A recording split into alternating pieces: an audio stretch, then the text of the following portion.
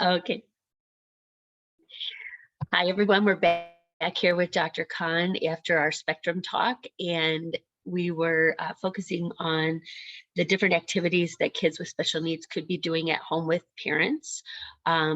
Dr. Khan described a little bit about the hand over hand experiences, independent, we're working towards independent thinking and motor skills and hand skills and eye skills and all those things. She also shared a little bit about the verbal and, physical prompts. There's a lot of different things that she gave us suggestions to help these families. I did have a couple questions, Dr. Khan, about the things that we just spoke about. What age level do you begin this at, and for how long? So, people would say that there's a very, people start saying that you can see the autism sign. Let's talk about autism or other signs in very early ages, for example, in 6 or 9 months. So, but I would say that if we just see the definition of the autism, so you need to take some time with the child. Because child are fluctuating. Sometimes few children are good in learning few skills, few children are not good in learning some certain skill. If we talk about other children also, sometimes they are late talk, not late talker, but late walker. Even then they're doing very well in their life. So if you feel that your child is having some kind of issue like that, or the child is diagnosed in early stage, because we have some tools which you can use to diagnose the child.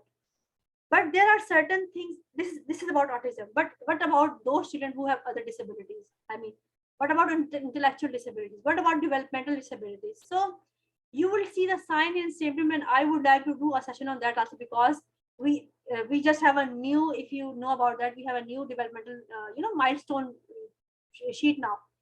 It's a new, and it's just, I think it came just come up 1 or 2 months are passing, just came out, and that have new criteria, even that have criteria for autism also.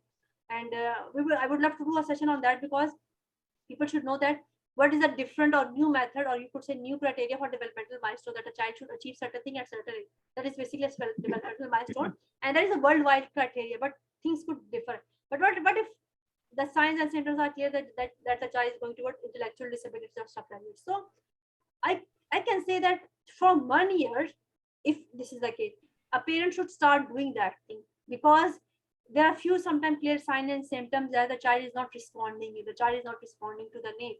So if you are feeling that, then if you have something in your mind, then you can start doing this activity, because diagnosis is a lengthy process, and you cannot wait for that long that the child will go to a certain age, or even if you're doing this thing and you're helping child, you're doing some fun activity with your children. So instead of waiting for something, why don't you start doing all the activity with the child? So if a child is, you could say, 1 year old, and you're think that the child is lacking somehow, so start doing this activity with the children.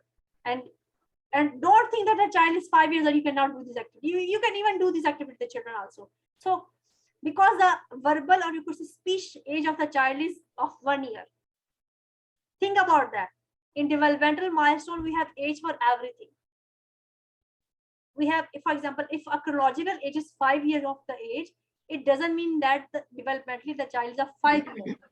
Maybe on fine motor skill the child is 2 years old, maybe on occupational the child is 3 years old, or maybe the self-independent the child at a certain age, or maybe on the speech the child is 2 or 3 months old. So just think about that and try to incorporate that thing in your daily communication, because in any way you have to talk, you're talking to your child, because you have bed, and if the child is not sleeping and you try so hard to make the child sleep, and child is lying with you for 2 or 3 hours, or maybe 1 hour, why not start doing some activities? Why not start take out a book and start this activity with your child, and just make that time useful? And that is a very good, that will help your child to sleep also, and building his vocabulary, building his intelligence. Just you're giving him more things, you're giving him more vocabulary, you're helping him out the process, you're letting him know that you're there for him. That is important. You're just making your bond stronger with the child. Well, and I think for our son, he's 20, we still do a lot of those things when we leave the house. We talk about, oh, look at the park, or look at this, because we want to give him those little markers, kind of, so that if anything ever happened, he got lost, he could tell people how to get back home. And so those landmarks, those different things around, it helps you. And as you're communicating, if you're constantly communicating and you're constantly playing these little games to to engage with them and get them to understand. I can tell you that that has never gone away for us for 20 years of Landon's life. We've done that every day. It is constant communicating, constant reminding and prompting and practicing. And sometimes we get it and he does great, and then he'll teach other people. And sometimes he just doesn't get it, and we just have to keep going. So there is a developmental delay. Not responding. Like, for example, I'm working with a child and he don't respond to me at that time. Next day he's doing the same thing, but at that time he's a little bit, because children are stubborn by nature, so they're not doing that thing. They know that we are doing it wrong, but even they are doing because they have to maintain their autonomy. Don't forget the fact that the child is a full functioning human being. Don't ever forget that thing. He understands everything. He know that what I'm doing, and what are the consequences of things. But what we are teaching to the child, we are teaching the child command following. What we are teaching him to take the responsibility of his own action. For example, if a child spills something on the floor, then ask your child to clean that floor. I mean, at Agreed. certain ages, this behavior is not acceptable. If the child is hitting, rightly stop that child over there. Don't allow that child to hit you.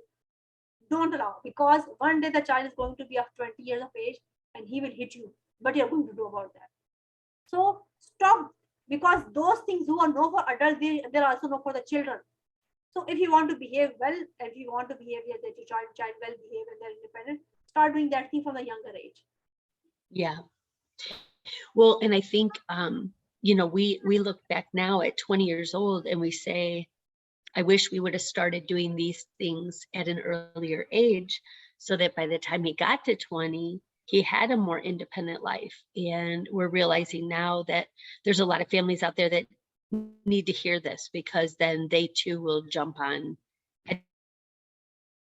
educating their child at an early age, not thinking like, my husband and I always say that we just hurdles because of our emotions. Like we are emotional about our kids, and we don't want them to get hurt, so we protect. And sometimes we minimize their ability to learn because of what we're doing. So we're like the biggest hurdle. So we have to remove ourselves. And that's where like the therapy and, having somebody like Dr. Khan in there, she can be the one to push your child to their fullest potential. And because there's not that same emotional connection with like the parent has, she's able to get to the result faster because she's willing to like just keep pushing. Yeah. The child cannot emotionally manipulate us. Actually, we have connection. Not, of course, we are not parents, but we have to act a person who are going to love them. Okay, we are not going to be behaving bad with the child. We are not going to do that. But even then, what's wrong is wrong. For example, you have heard from that I'm working on a child who is on feeding now. What my step is now, I'm going to take him toward the hard food now. Like you might remember that I mentioned that case with you. So what he used to do, he used to be just sounds like that. So he can vomit. And when he will vomit, maybe he learned that the moment he vomit, the person is not going to give him the food. And you need to keep this thing in your mind that if the child is hungry, he can go and eat his own food. These things not work with these children. These children will remain hungry for whole day, maybe for 2 days. So you need to intervene in that thing. You have to make sure that the child eat that thing. So he's doing that. And I said that, okay, if you're going to take out anything from your mouth, I'm going to wash that thing and I'm going to let you eat that thing again. Because I washed it already. But the thing is that you have to eat, because that is lunchtime. You're not going to eat after, and nobody's going to feed you. And just I'm making sure that he is independent and that skill also. So he's trying his level best, but still he used that tricks. Like his mother used to tell me that he would vomit that food and he would hit me and he will throw all the food on the floor. I mean, still he do that thing, and I know I have these things in my mind, so I just keep a big tray on that food so that the moment I spill anything, I just give them over there, and I just wash and give him over there. So we have to, keep everything in our mind, but he need to understand that I have to eat that, because at the end of the day, we have the best interest of the child. We don't want the child to malnutrition, because those children who don't eat, they have very weaker body. They have a lot of malnutrition. Yep. And we don't want that for our children. Nope. Well, I think you did such an amazing job today explaining all of this, and I think you're going to help a lot of families that are looking for answers as to what to do next. We do have a lot of people at the pre-diagnosis stage, and they're like, where do I even start? So this is a great starting point for those families or the kids that have, or families that have nonverbal kids.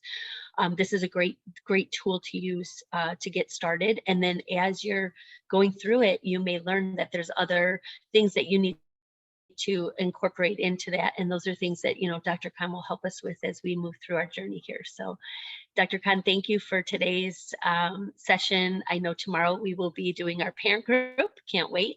Our support group, and please join us. We will be hosting these during the week or on Saturdays, as well as our support groups on Sunday mornings. Thank you.